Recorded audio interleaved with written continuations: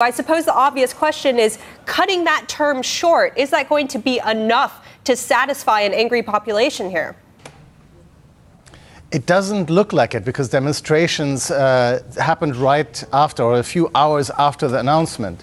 So I think the demonstrators, the young people demonstrating in the streets in Algeria, are not buying this. It does look like they do see it as an attempt by the government to buy some time to figure out what they can do about this.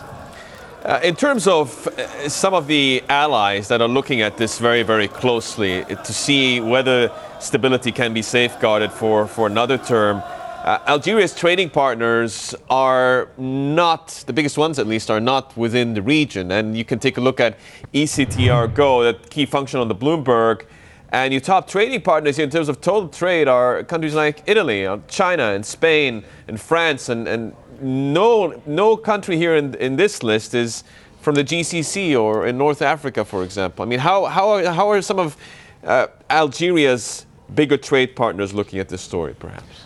I think probably with mixed feelings. Look, Bouteflika takes a lot of credit for stabilizing Algeria after a decade of a vicious civil war. The countries that you mentioned, the main export of Algeria, and this is part of the problem, is the energy sector. So the GCC wouldn't trade with Algeria because they're exporting the same thing. So those countries will look at it with mixed feelings, because on the one hand, they do feel that a change needs to happen in Algeria. Bouteflika is ill, has been ill for about 6 years now, and is not being seen in public. I mean, the offer was made in a statement. He didn't read it out, or he didn't come out and say it himself. So his health he's in bad health.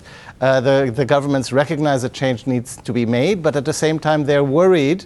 They'd be worried about complete destabilization, and that's what the government in Algeria itself is also betting on, because they're telling their own people, remember what happened in the other Arab Spring countries. Remember what's happening in Syria. Remember what's happening in Libya, neighboring Libya.